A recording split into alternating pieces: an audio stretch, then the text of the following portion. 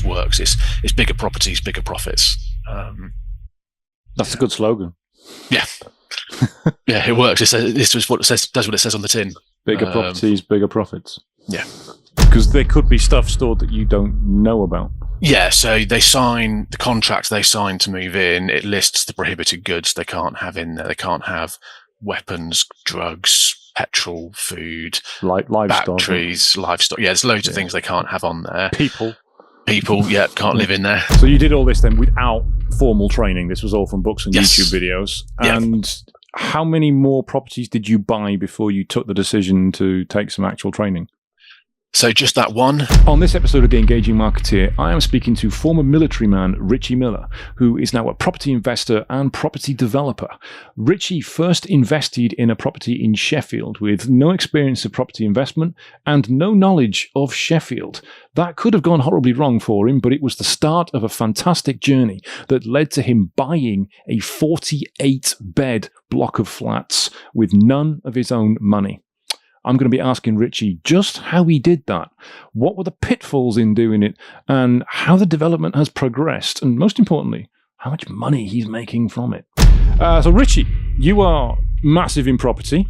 I've had quite a lot of property guests on this podcast, and they either come through Progressive, or they come through Samuel Leeds, or they come from Simon Zucchi. Which of the three are you? So I went through Simon Zucchi. That's where I got my training from. Fantastic. And what made you want to get into property in the first place? So I got married in early 2015, and I thought it's time to grow up a bit and be a bit more serious about life and the future and stuff. My dad had said his biggest regret was never buying a property. Dad used to be in the army, and he retired and got a civil servant's job. So his full career in the military, sort of an MOD kind of world and environment. And a lot of that was abroad. His last 18 years or so were based in Germany, British Forces Germany. So when he retired, he had to buy a house, and he never bought a house before. And he said it was his biggest regret not buying a property when he was much younger. Oh, so when you said not buying a property, it was a property for himself, not necessarily an investment. Yes, for himself. And because he didn't know how to buy a property because he'd never done it before, he went on Amazon and found the top 3 books to buy a property, and how to buy a property. And he gave me what he thought was the best of the 3, and it was Simon Zucchi's book, Property Magic. He said, I'm too old for this, but you might find this interesting, so have a read of this. So it was a hand-me-down from your dad, in effect, is why you do the career that you do now. Yes, and that changed my life and set me on a completely different course. I'm very curious about the sliding doors impact of what the other 2 books were and where you might have gone if you'd gone with the others. Yeah, I've thought about that a few times, and I've asked my dad what they were, and he used one of them to help buy a property, but he threw us away, or threw them both away, and he can't remember what either of them were. So I'm afraid I can't tell you what those 2 were. Would be interesting to know, though, wouldn't it? Yes, it would. Yeah. So you read that book that your dad gave you, and that was Simon Zucchi's. What was your next step then after that? So I applied the principles for the book as best I could, and ended up buying my first property, which was a 3-bed single-let house up in Sheffield. At the time, I was an army officer, and we were living in Surrey.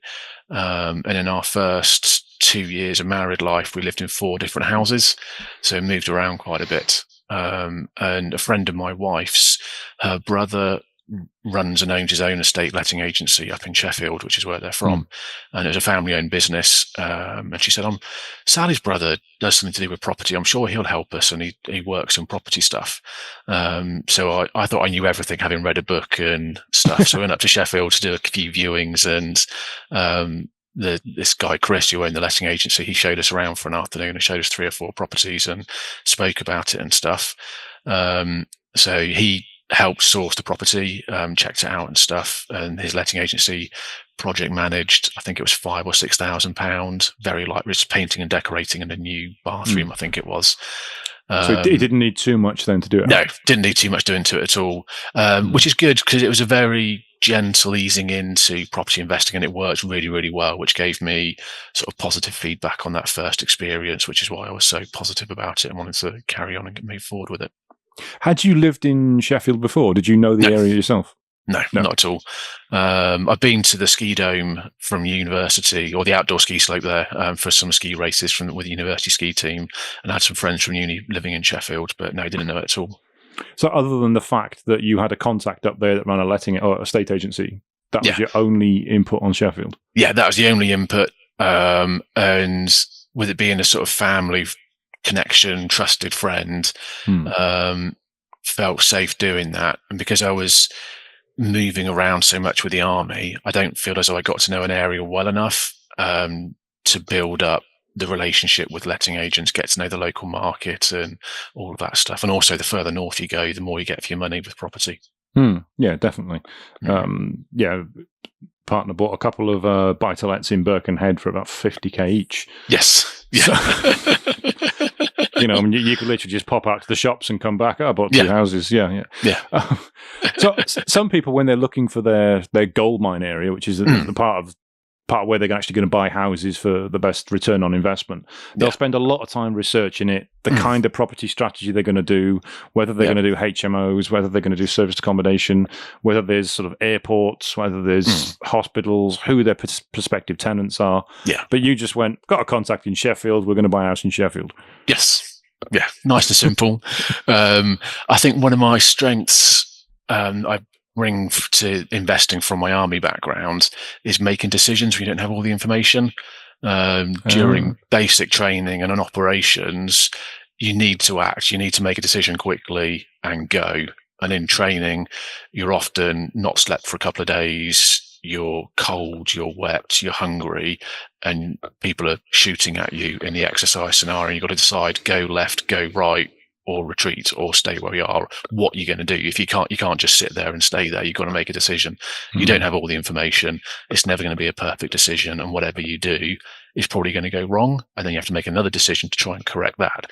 So I think that's a strength I've got. It's under pressure, making decisions when you haven't got all the information, and then dealing with what happens. But you're moving, you've got momentum, you're going forward, rather than sitting, freezing and thinking, oh, I could do buy-to-lets, I could do HMOs, I could do service accommodation, I could go for Sheffield, I could go for the Southeast, I could go for Wales. It's too many decisions, too much information out there. So pick something, go for it, and take action, and then deal with whatever happens from that action. Pick something, go for it, and take action. Yeah. I love that. That's very military, isn't it? Very military.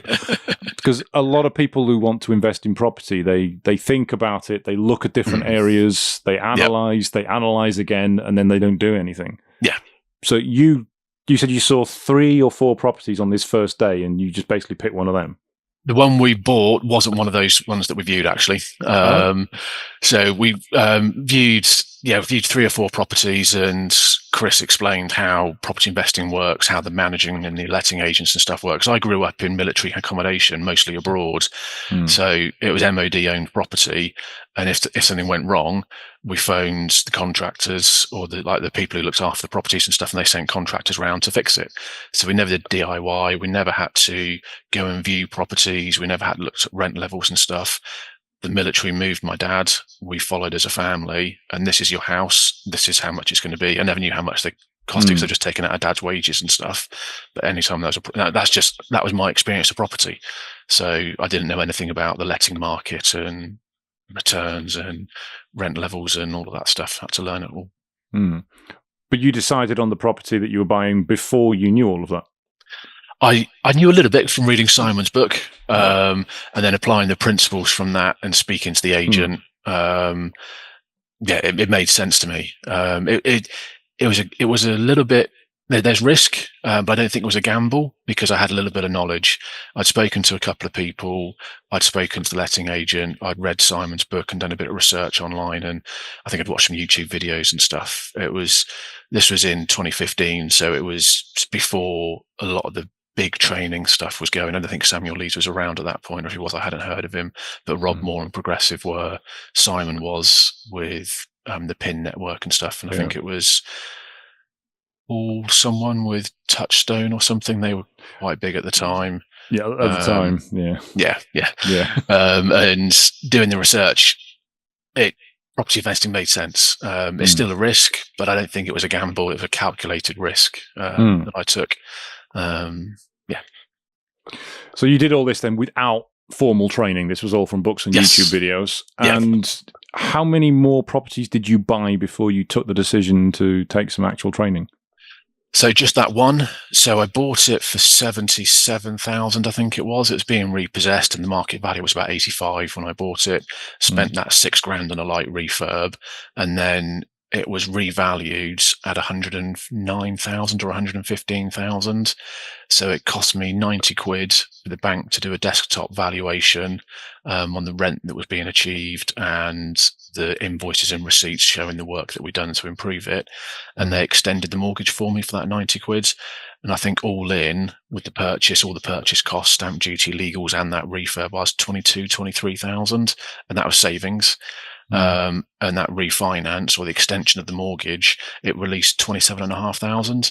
So I got all my money back out, plus an extra couple of thousand that was tax free because it was debt, because it was equity being released from the mortgage. And that's when I thought there was definitely something in this. I still own a property. I've still got 10 or 15% equity, and I'm getting positive monthly cash flow from the rent. And here's my money again. So, and at that point it was, do I do that again and do another 3-bed, or should I use that money to pay for some further training and learn more about it? And that's when I started to sign up for Simon's course. Well, I love stories like that, when you just basically buy a house for free, get cash back, and you get cash flow on it. People hear stories like that and think, "Well, that can't be right. That's bollocks. That's not real at all." Yeah, but that was my thought when I first started reading Simon's book. I thought, there's no way that can work and that's going to happen. But it did. I did it. Not every deal is like that. I was very lucky with my first one being so simple, no problems, and being so clear cut, and it worked so well. But it gave me that positive experience to start with, and and I carried on going. I mean, of course, there's risks, of course, because you end up with a mortgage that is worth more than the price the property was originally valued at. If you end up with a big void period, you're going to be paying that back, and you're going to be out of pocket. So there's risks. But by and large, cracking deal. Absolute winner. So what made you choose the particular training that you did with Simon? Because presumably there are different levels of training that you can do. So did you go for one of Simon's top levels, or did you dip your toe in first? I dipped my toe in. I watched a webinar, and as usual, there's some sort of massive discount if you sign up for a course at the end of the webinar. That's how it works. Always a massive discount. So I signed up for a 3-day event, and I also signed up for the 3-day accelerator program that he runs. I can't remember which one I did first, but I signed up for the 12-month course as well. I think one of the 3 days was as I was doing the refinance of that 3-bed house. So I knew what the figures were and what the bank had said. It took a few weeks to get the money released and stuff. So I knew it was what I'd done was working. I was going to get the money back out. And I liked what Simon did. He was still involved with the training. He still delivered the training as the sort of famous person and the face and the leader of the company.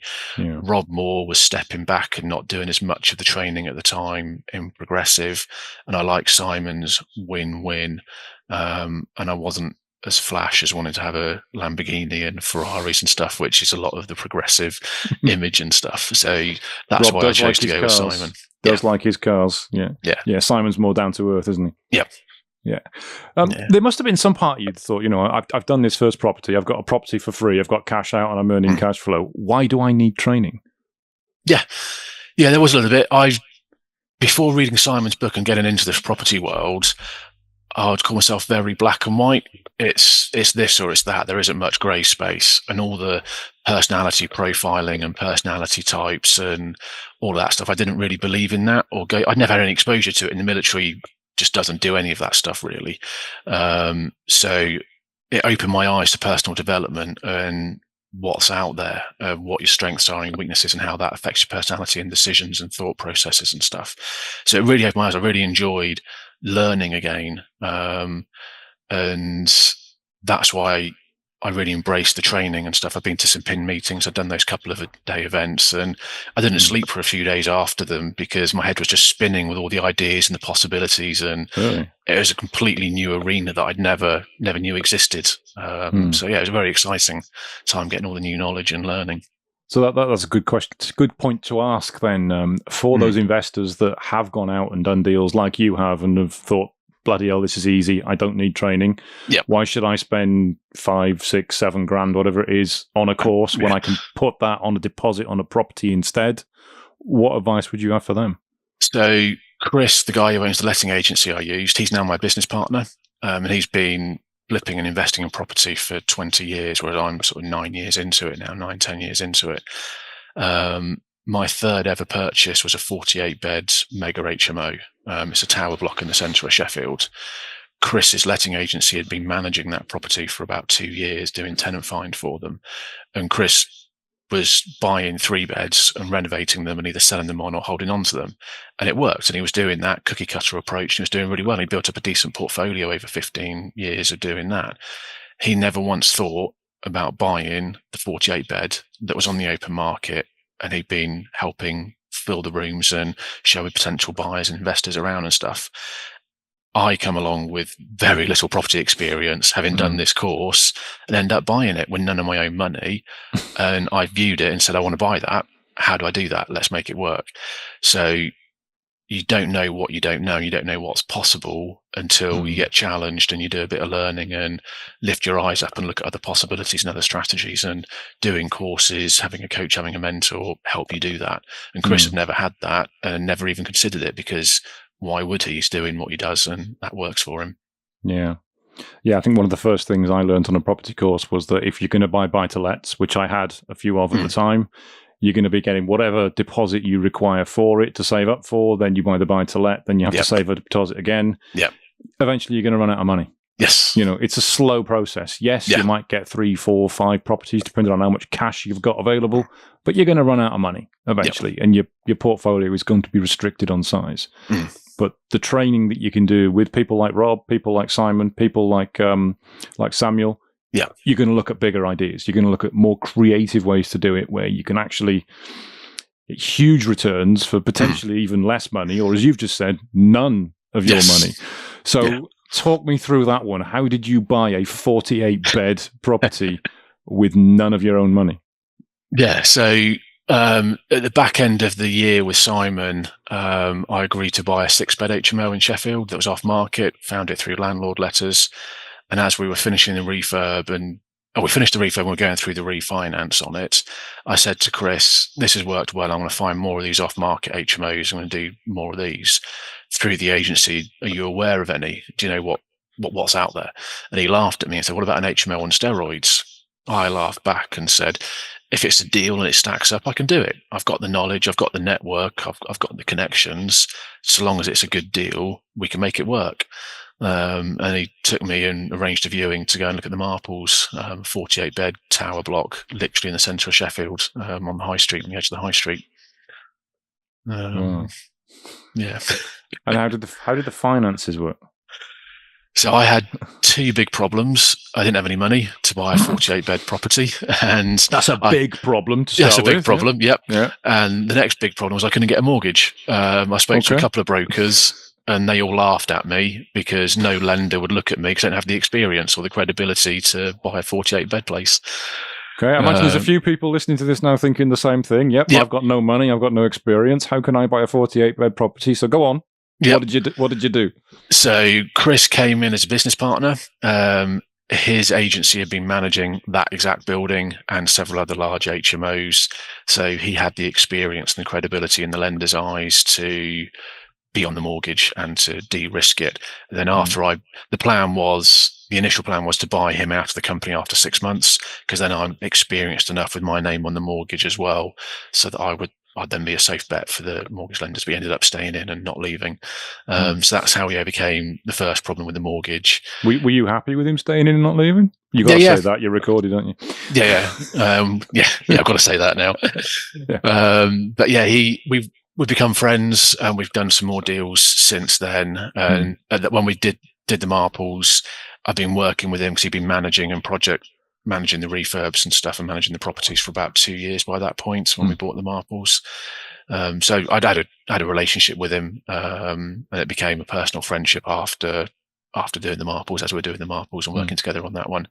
So I said to him, you can buy into this deal. You need to bring £100,000 and your name goes on the mortgage and you share the risk, but then you're a joint partner and stuff.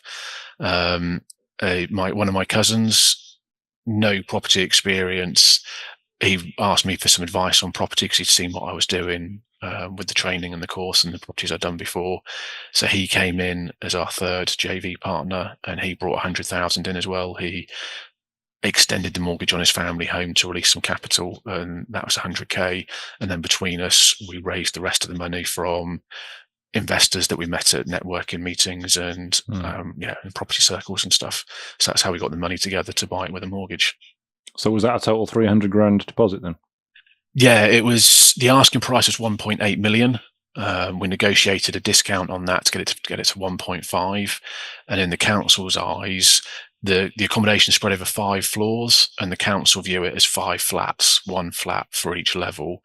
So at the time, multiple dwelling relief was available, which is a government relief on stamp duty. So initially, when you look at it, at 1.8 million, stamp duty of a couple of 100,000 and a 25-30% deposit, you're looking at a lot of money needed to buy it. Applying multiple dwelling relief and going to a lender, we negotiated a discount and bought it for 1.5 million, but we had a red book valuation at 1.8 million. Our broker found a lender that would lend at market value, not the purchase price. And they recognised the discount as equity towards the deposit. So we needed 300,000. That's creative. Yeah. So we needed 300,000 less for the deposit. So money that didn't exist was used as equity towards. Okay. Yep. Yeah, it worked. It's creative and different. Yeah. And then the multiple dwelling relief on the stamp duty reduced stamp duty from 170 or 180 down to about 60. It knocked over 100k off the stamp duty. So suddenly we were able to buy it for 350k cash. And then we had to raise another 200k to do the refurb and stuff. There were some problems with the refurb, and it cost a bit more than we thought it was going to be. But all in, after buying it and refurbing it, we were about 650,000. And if you're looking at putting 200,000 to 300,000 into a sort of 3-bed conversion to a 6-bed HMO, that's sort of normal for purchase and the refurb and stuff. Look at doing 3 of those, and you've got the same money to buy the 48 bed, and you're getting 6-7 times the return with cash flow and stuff on the big 48 bed. So it worked doing that scale up. And was this property vacant when you bought it? We bought it vacant possession. The owners had it for about 20 years, and they let it get quite tired and run down and old. And they had students in there, and they did low rents for the area and the property, but they wanted high occupancy, and they achieved that. So we bought it in August during the summer holidays, and I think there were 6, maybe 8 students in there when we bought it, but they were all on their way out. And we were going to do a refurb and go for students starting in the January intake of courses, mainly master students and stuff, with the backup of putting professionals in there if we didn't fill up with students. That was a sort of plan and the target that we were going for. Was your plan to dramatically increase the quality of students, the quality of the accommodation, so that the students were paying a premium? Yeah. So the plan was new kitchens, new bathrooms throughout, paint and decorate, and redo all the furnishings and stuff in there. The beds they had a wooden platform with drawers underneath, pushed against the wall. And they had a double mattress on that wooden platform. The wooden platform was big enough for a king-size mattress, but they put cheap, nasty, plastic double mattresses on there. So the mattress slid around on the wooden thing, and you're always banging your knees and shins on the wooden frame of the bed. So we kept the wooden frames, and we pulled them away from the wall because that doubled the amount of storage space underneath it. And we put a king-size mattress on there. So our sort of USP for the property was a king-size bed with the best Wi-Fi in an HMO. And we paid top dollar for a good Wi-Fi. And it was a gigabyte download speed over wireless throughout the building. So that was the sort of 2 key selling points: king-size bed and the best Wi-Fi in Sheffield for students. I could see why students would go for that. Yep. See why they would go for that. And did you fill it with students, or did you need to get professionals in as well? We didn't fill it with students. We bought it in August 19. We finished the refurb in January 2020, and then lockdown and the first COVID hit us in the March. So we were at about 40%, 45% occupied, I think, when the first lockdown hit. And then we basically spent a year trying to survive around all the banks being shut, can't do the refinance, can't get it valued, can't move tenants in, the rule of 6, the social distancing, and an 11-person floor with a shared kitchen and stuff. We did it. We got through. We survived, but it was a very tricky year. And all of my investors, we were 12 months late paying them back because we couldn't get the refinance done. So some tricky conversations and stuff around that as well. But it all worked out. Yeah, it all worked out. We got a GDV, the gross development value, at the end of it was 3,013,000. So it doubled in value from a 250, 300,000 refurb on it. And that's because we had professionals paying higher rent, mostly professionals, 2 floors of students, 3 floors of professionals. The professionals are paying rent all year round, and everybody was paying higher rent. So we increased the annual cash flow by 100 grand, I think it was. Does that work, having professionals and students in the same building? Because students are notoriously nocturnal and noisy. Yeah. We didn't mix tenant types on the same floor. The key and the electronic fob you had got you into the front door of the building and got you onto your corridor and into your room. And then your fob for floor 1 wouldn't work on floor 2, 3, 4, or 5. So we didn't mix tenant types on the same floor. So it was just the communal staircase that they were sharing. And this is a big, old, solid building with 2-foot, 3-foot concrete floors between the levels. So it was soundproof, and you can't hear stuff between the floors. Okay. But yeah, that was a concern. We did check the sound levels and stuff before we did that. And where's the property stand at the moment? Do you still own it, or do you plan to get rid? Still own it. We put it onto a lease with a housing cooperative last year to put all the operational noise and risk and voids and maintenance and stuff onto somebody else, take less rent as a result, but we've got much less outgoings. Our only outgoings now are the mortgage payments. And that was working really well until the co-op sort of fell apart at the end of last year, and had to repossess the building a few months ago. And we're trying to fix some damage and repairs that were caused by the outgoing tenants and the outgoing co-op, and get occupancy levels back up. And then we're looking to a charity to lease it to them instead. I like the leasing model. It's more hands off. It's quieter. There's no operational risk and no operational noise, which frees me up to do other things and do other investments and stuff. And I'm always curious with these, when you did this massive project that clearly had so many hazards in the way, so many things that could go wrong. Yeah. If you're on a mentorship with Simon Zucchi, how hands-on was he or his team during this when you needed help? So this was after I'd finished the course, so it wasn't directly with a coach or a mentor or anything, but I was still in the PIN circuit, in the PIN community. Family and friends who don't do property, they was like, no, you can't, you shouldn't, you mustn't, it's not going to work, it's all going to go horribly wrong. It was from a place of love and concern, because it's outside their comfort zone. They've got no experience of doing property investing, let alone on this size and scale, particularly with my lack of experience. But I was confident in the knowledge I had, that it stacked up. I showed my calculations and the deal to several masterminders and people in the PIN community, and there was encouragement and support. They challenged me, they asked questions, they connected me to different brokers and different trades to help with the work and stuff, and were generally supportive. It wasn't, go for it, just go and do it. They checked the numbers, they checked the calculations, and agreed that it stacked up and we could do it. We had to then deliver it and actually do the work to make it happen. But the principles of the deal were solid. It worked from the principles. It's interesting what you say there, that your friends and family were like, no, don't do this. It's not going to work.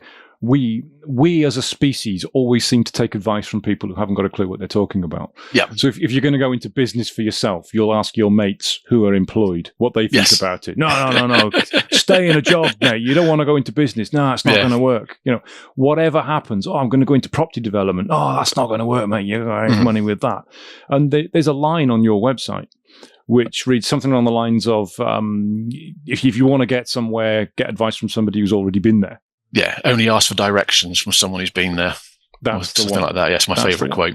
So it's all about mentorship from people who know what they're talking about, who have done it before. And if you don't do that and you take advice from people who essentially haven't got a clue what they're talking about, you're never going to achieve anything in life. Yeah, absolutely. It's so important to get the right advice from the right people. Everyone's got an opinion, but unless they've actually walked the walk, and they can't talk the talk unless they've walked the walk, unless they've actually done it.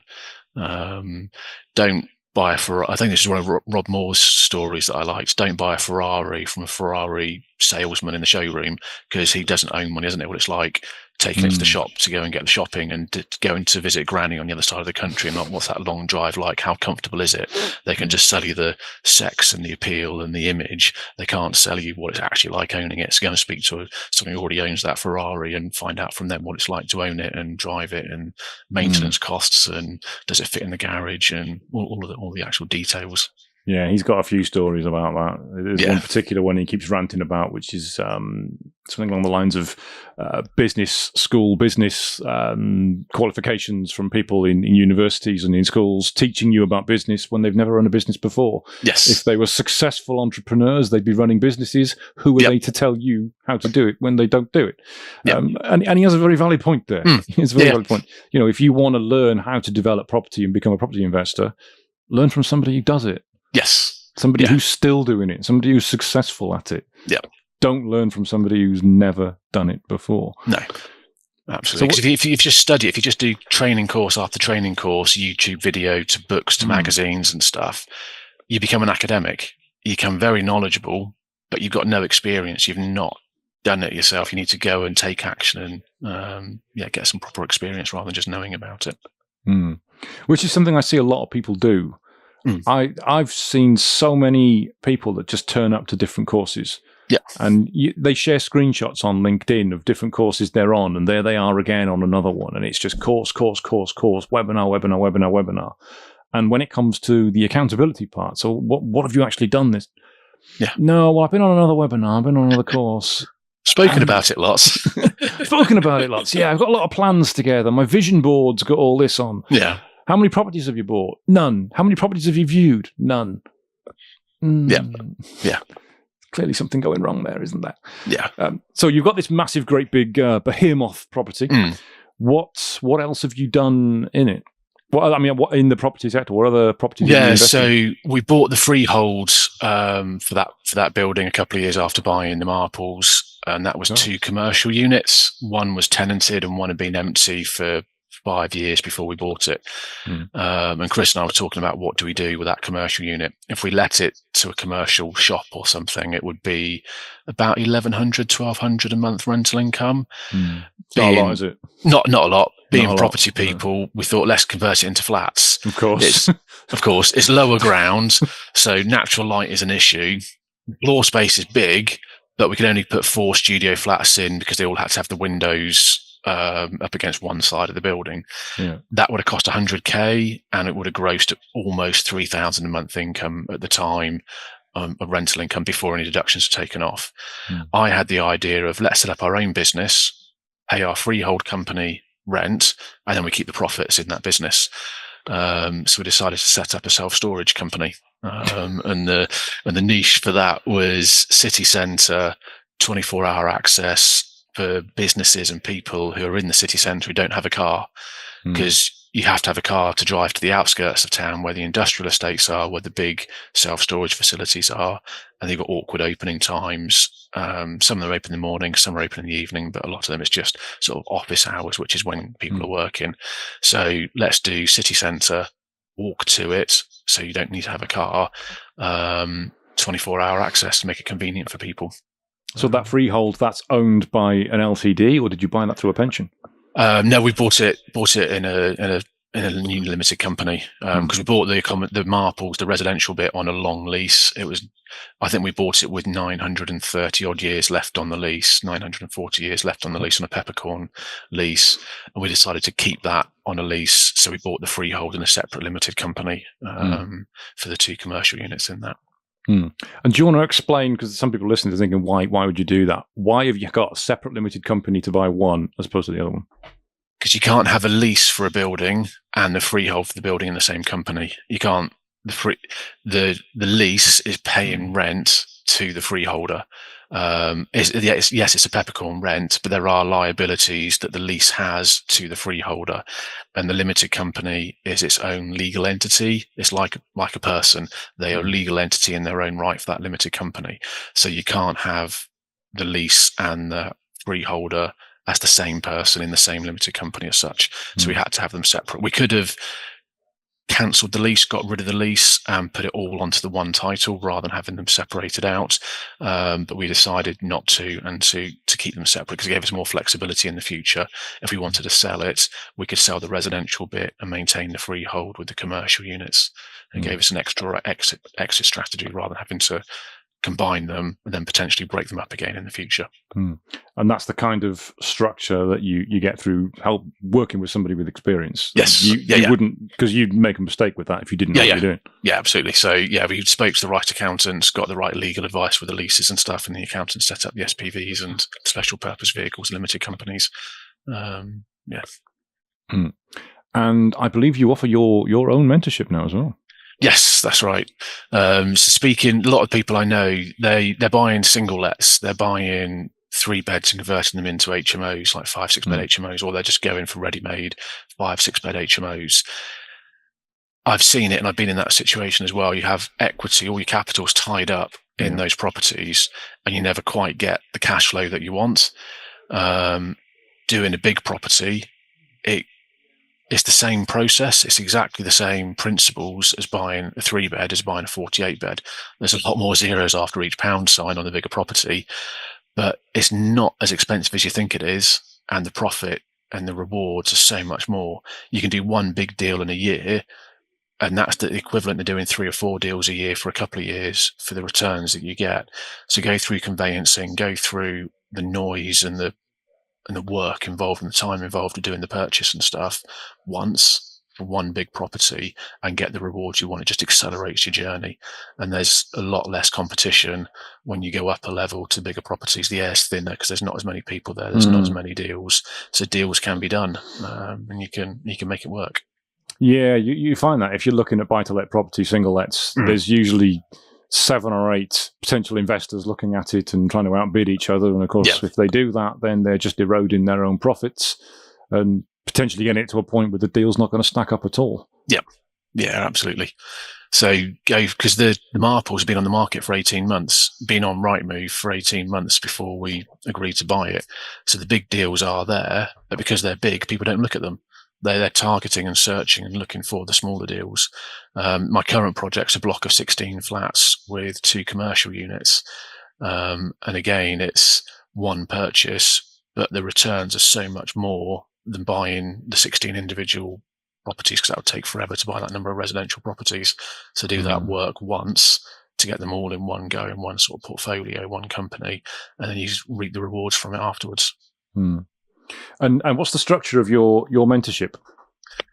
It's 2 45-minute calls a month with email support in between and an SOS call if you need it. That's sort of the middle, most popular package. There's a cheaper option for just 1 call a month, and then the sort of top level package is unlimited access to Chris and I. And we're quite niche. We're looking for people who've already got a portfolio, who've already property investors. We don't do teaching. We don't do any education. It's let's get the mindset. Let's get you your first big property, whether it's a large HMO or a block of flats. Let's get out of the noisy market and let's elevate, let's speed up your investing journey and get you the results you want in one big deal. And a lot of people don't do it. Like Chris, he didn't think of doing a bigger deal. He was just rinsing and repeating his 3-bed strategy, vanilla properties, because that worked. But capital was tied up. It never cash flowed as well as it's supposed to. There's always problems. There's always tenant issues and stuff. So do it on a bigger scale, because you don't on a bigger scale. Yes, there are problems and issues, but because we've got 48 tenants or we've got 16 in the flats, 1 or 2 problems are absorbed by the rest of the building. So it still cash flows really well for you. It just works. It's bigger properties, bigger profits. That's a good slogan. Yeah. Yeah, it works. This is what it says. Does what it says on the tin. Bigger properties, bigger profits. Yeah. Yeah. So it's an exciting space to be in. If when people realise and they go through the numbers, I could do 2 or 3 of these, or that money into one bigger deal, and it's easily 3 or 4 times the rewards for 2 times, 3 times the money going in. Yeah, it stacks up well. And it's often the same amount of time or work from you, from a personal perspective as well. Yeah, yeah, it is. Yeah, absolutely. Because you put the conveyancing, speaking to the solicitors, getting the valuation done. Doesn't matter if it's a 3-bed or a 48-bed. It's exactly the same process. It's still going to have to book in the valuer. He'll take 10 days to write the report. You're then speaking to your broker and the lender to make sure they're happy with the figures and the values and stuff. Then you go through the conveyancing with all the legal teams.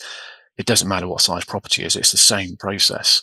And it's just helping people to realize that, yes, I can do that. It's never a gamble. It's a calculated risk. Doesn't matter if that's a 3-bed or the 48-bed. The risks are the same. It's different financial consequences if it goes wrong, but the principles of those risks are exactly the same. It could go wrong. You could lose that property. It could be repossessed by the bank. It doesn't matter how big the property is. That risk is the same. Yeah, it's all mindset, isn't it? Yeah. Because literally just this morning, I was at a networking meeting where a business coach told a story about a decorator who would paint doors. He would paint doors for 300 quid a time to paint these doors, and that changed because you're not going to get rich doing that. That changed from painting doors to restoring Victorian doors. Which was pretty much the same job, but with a different title and able to charge 10 times the amount for it, even though you're on site for about the same amount of time as well. Mindset. Yeah, mindset and the way you approach it and the optics. Yeah. So what's your plans for the future then? What are you looking to do next? So we're aiming to finish the refurb on this block of flats August, September time and get it refinanced. And I'm looking at growing the self-storage business in the back half of this year and moving into next year. We've got our eye on a couple of large property projects as well, but we're looking at doing 1 or 2 large properties each year because we don't need the volume of trying to do half a dozen small ones, say. And then we'll grow the storage business as well. The storage business in the UK is a growing industry. It's cheaper and easier to do than HMOs and property, and it's cash on cash, better returns than property from our experience of a couple of years of running our one up in Sheffield. Is it? Yeah. Interesting. I wonder why there were so many storage companies popping up all over the place. Yeah, it's last financial year, a year ago, it became a £1 billion revenue business in the UK for the first time. It passed that £1 billion mark. Wow. And I imagine it's going to be growing because there's a lot of businesses that will have had office spaces that we're not going back to, despite what Rob Moore and Alan Sugar shout about, that people that work from home are just lazy bastards sat on their sofa not actually working. Get in the office, you bastards. Which means there's offices empty. Yes. There's large open plan offices that are empty, and storage is the obvious conversion for them. Yeah, it is. In America, I think there's 8-point-something square foot of self-storage available per person in America. In the UK, it's less than 0.9 of a square foot. So we're not exactly the same as America, but there's a load of capacity to go for. So if you can find an area that's undersupplied, and in storage terms, your competition is within 5 miles, you can find a population centre that hasn't got big operators or many operators in there. You're looking for less than 1 square foot available per person in that 5-mile radius, and then you've got a business model that will work. And how expensive is it to convert, say, a ground floor office into a storage unit? Our one in Sheffield, that cost us about 40 grand, but it was a setup as an office, so you had quite a big strip out and rip out of everything, and then getting all the storage units installed. We went quite high spec on ours. We don't have any keys or padlocks. It's all done on an app on your phone. So you open the front door and then you open your unit on this app, and that costs a bit more with the locks and stuff that you need to get put in for those. But if someone stops paying, or they miss a payment, they're instantly locked out buy the apps, they can't get their stuff until they've paid us back. You don't need soundproofing and all the fire resistant stuff between rooms like you do in an HMO. You haven't got tenants there. You've just got tenants' belongings. So it's a much quieter, simpler business model. And how does it work for insurance bases as well? Because there could be stuff stored that you don't know about. Yeah, so they sign the contract they sign to move in. It lists the prohibited goods they can't have in there. They can't have weapons, drugs, petrol, food, livestock, batteries, livestock. Yeah, there's loads of things they can't have on there. People, yeah, can't live in there.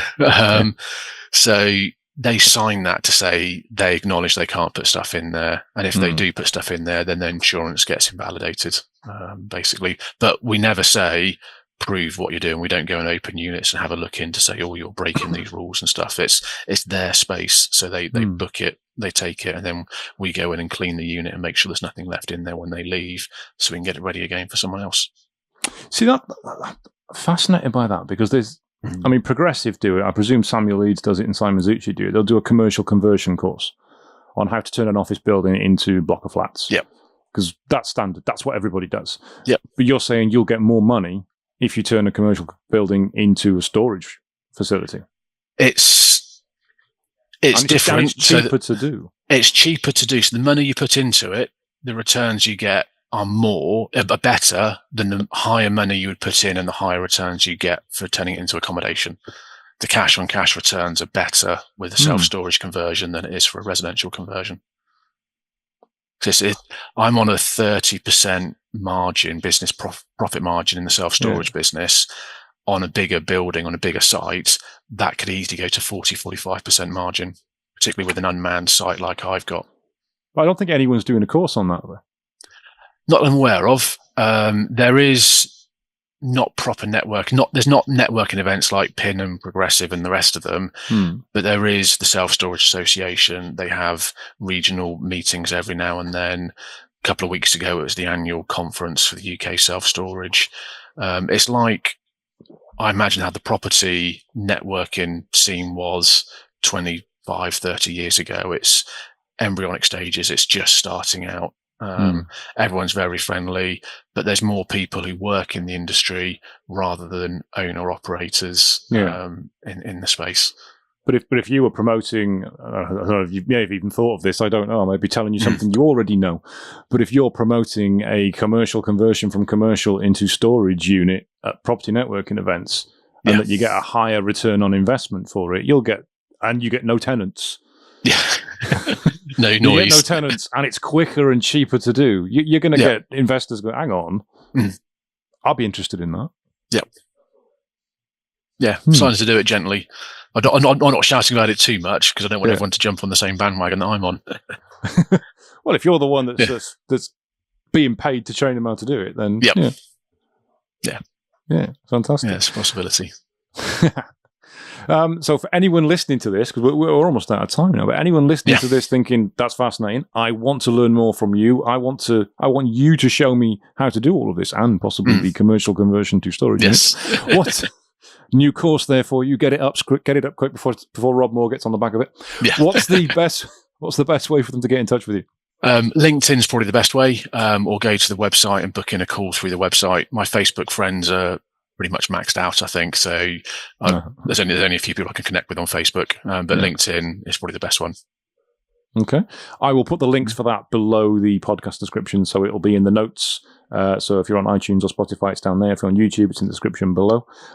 Richie, thank you very much. Thank you very much for having me. I love talking to property people, and your deals are fascinating. Thank you.